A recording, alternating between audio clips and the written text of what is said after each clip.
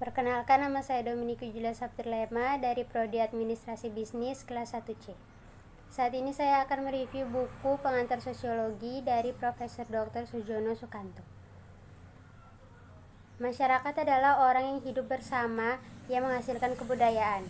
Dengan demikian, tak ada masyarakat yang tidak mempunyai kebudayaan, dan sebaliknya, tak ada kebudayaan tanpa masyarakat sebagai wadah dan pendukungnya. Walaupun secara teoritis dan untuk kepentingan analitis, kedua persoalan tersebut dapat dibedakan dan dipelajari secara terpisah. Kata kebudayaan berasal dari bahasa Sanskerta budaya, yang merupakan bentuk jamak kata budi, yang berarti akal. Kebudayaan diartikan sebagai hal-hal yang bersangkutan dengan budi dan akal. Kebudayaan setiap bangsa atau masyarakat terdiri dari unsur-unsur besar maupun unsur-unsur kecil yang merupakan bagian dari suatu kebetulan yang bersifat sebagai kesatuan. Misalnya dalam kebudayaan Indonesia dapat dijumpai unsur besar seperti umpamanya Majelis Permusyawaratan Rakyat atau MPR. Di samping adanya unsur-unsur kecil seperti sisir, kancing, baju, peniti, dan lain-lainnya yang dijual di pinggir jalan. Beberapa orang sarjana telah mencoba merumuskan unsur-unsur pokok kebudayaan tadi. Misalnya, Melville J. Herskovits mengajukan 4 unsur pokok kebudayaan, yaitu alat-alat teknologi, sistem ekonomi, keluarga, dan kekuasaan politik. Masing-masing unsur tersebut beberapa macam unsur-unsur kebudayaan untuk kepentingan ilmiah, dan analisisnya diklasifikasikan ke dalam unsur-unsur pokok atau besar kebudayaan, lazim disebut cultural universals. Kebudayaan mempunyai fungsi yang sangat besar bagi manusia dan masyarakat. Dalam tindakan-tindakannya untuk melindungi diri terhadap lingkungan alam, pada taraf permulaan, manusia bersikap menyerah dan semata-mata bertindak di dalam batas-batas yang melindungi dirinya. Misalnya suku bangsa Kubu yang tinggal di pedalaman daerah Jambi masih bersikap menyerah terhadap lingkungan alamnya. Taraf teknologi mereka belum mencapai tingkatan di mana kepada manusia diberikan kemungkinan-kemungkinan untuk memanfaatkan dan menguasai lingkungan alamnya. Keadaannya berlainan dengan masyarakat yang sudah kompleks, yang taraf kebudayaannya lebih tinggi. Hasil karya manusia tersebut, yaitu teknologi, memberikan kemungkinan-kemungkinan yang sangat luas untuk memanfaatkan hasil-hasil alam dan apabila mungkin menguasai alam. Perkembangan teknologi di negara-negara besar seperti Amerika Serikat, Rusia, Prancis, Jerman, dan sebagainya merupakan beberapa contoh di mana masyarakatnya tidak lagi pasif menghadapi tantangan alam sekitar. Karsa masyarakat mewujudkan norma dan nilai-nilai sosial yang sangat perlu untuk mengadakan tata tertib dalam pergaulan kemasyarakatan. Karsa merupakan daya upaya manusia untuk melindungi diri terhadap kekuatan-kekuatan lain yang ada di dalam masyarakat. Kekuatan-kekuatan yang tersembunyi di dalam masyarakat tidak selamanya baik.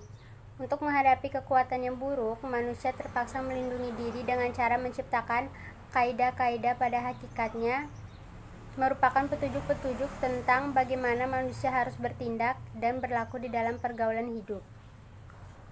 Kebudayaan mengatur agar manusia dapat mengerti bagaimana seharusnya bertindak, berbuat, menentukan sikapnya kalau mereka berhubungan dengan orang lain.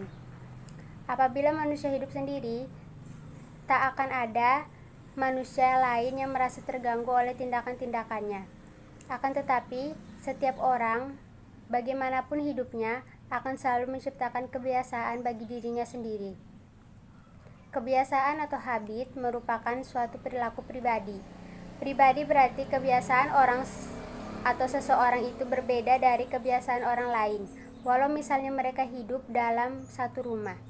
Jadi setiap orang akan membentuk kebiasaan yang khusus bagi dirinya sendiri. Di dalam setiap masyarakat terdapat pola-pola perilaku. Pola-pola perilaku merupakan cara-cara masyarakat bertindak atau berkelakuan yang sama dan harus diikuti oleh semua anggota masyarakat tersebut. Pola-pola perilaku berbeda dengan kebiasaan. Kebiasaan merupakan cara bertindak seseorang anggota masyarakat yang kemudian diakui dan mungkin diikuti oleh orang lain.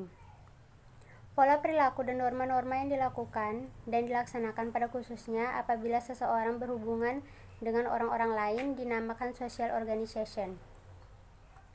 Kebiasaan tidak perlu dilakukan seseorang di dalam hubungannya dengan orang lain. Kaidah-kaidah kebudayaan berarti peraturan tentang tingkah laku atau tindakan yang harus dilakukan dalam suatu keadaan tertentu. Kaidah-kaidah kebudayaan mencakup peraturan-peraturan yang beraneka warna yang mencakup bidang yang sangat luas sekali. Akan tetapi, untuk kepentingan penelitian masyarakat secara sosiologis dapat dibatasi oleh 4 hal, yaitu kaidah-kaidah yang dipergunakan secara luas dalam suatu kelompok manusia tertentu. Yang kedua, kekuasaan memperlakukan kaidah-kaidah tersebut. Yang ketiga, unsur-unsur formal kaidah itu. Dan yang terakhir, hubungannya dengan ketentuan hidup lainnya. Semua kebudayaan mempunyai dinamika atau gerak. Gerak kebudayaan sebenarnya adalah gerak manusia yang hidup di dalam masyarakat yang menjadi wadah kebudayaan tadi. Gerak manusia terjadi sebab dia mengadakan hubungan-hubungan dengan manusia yang lainnya. Artinya, karena terjadinya hubungan antar kelompok manusia di dalam masyarakat, akulturasi terjadi bila suatu kelompok manusia dengan suatu kebudayaan yang tertentu dihadapkan pada unsur-unsur kebudayaan asing yang berbeda sedemikian rupa sehingga unsur-unsur kebudayaan asing itu dengan lambat laun diterima dan diolah ke dalam kebudayaan sendiri, tanpa menyebabkan hilangnya kepribadian kebudayaan itu sendiri. Biasanya, suatu masyarakat hidup bertetangga dengan masyarakat-masyarakat lainnya dan antara mereka terjadi hubungan-hubungan, mungkin dalam lapangan perdagangan, pemerintahan, dan sebagainya. Pada saat itulah unsur masing-masing kebudayaan saling menyusup. Proses migrasi besar-besaran dahulu kala mempermudah berlangsungnya akulturasi tersebut. Proses akulturasi yang berjalan dengan baik dapat menghasilkan integrasi antara unsur-unsur kebudayaan asing dengan unsur-unsur kebudayaan itu sendiri. Dengan demikian, unsur-unsur kebudayaan asing tidak lagi dirasakan sebagai hal yang berasal dari luar, tetapi dianggap sebagai unsur-unsur kebudayaan sendiri. Unsur-unsur asing yang diterima tentunya terlebih dahulu mengalami proses pengolahan, sehingga bentuknya tidaklah asli lagi seperti semula. Misalnya, sistem pendidikan di Indonesia. Untuk sebagian besar diambil dari unsur-unsur kebudayaan Barat. Akan tetapi sudah disesuaikan serta diolah sedemikian rupa sehingga merupakan unsur-unsur kebudayaan sendiri. Namun tidak mustahil timbul kegoncangan kebudayaan atau cultural shock sebagai akibat masalah-masalah yang dijumpai dalam proses akulturasi. Kegoncangan kebudayaan terjadi apabila warga masyarakat mengalami disorientasi dan frustasi, di mana muncul perbedaan yang tajam dan cita-cita dengan kenyataan yang disertai dengan terjadinya perpecahan di dalam masyarakat tersebut. Sekian review dari saya minta maaf jika ada salah-salah kata. Akhir kata saya ucapkan terima kasih.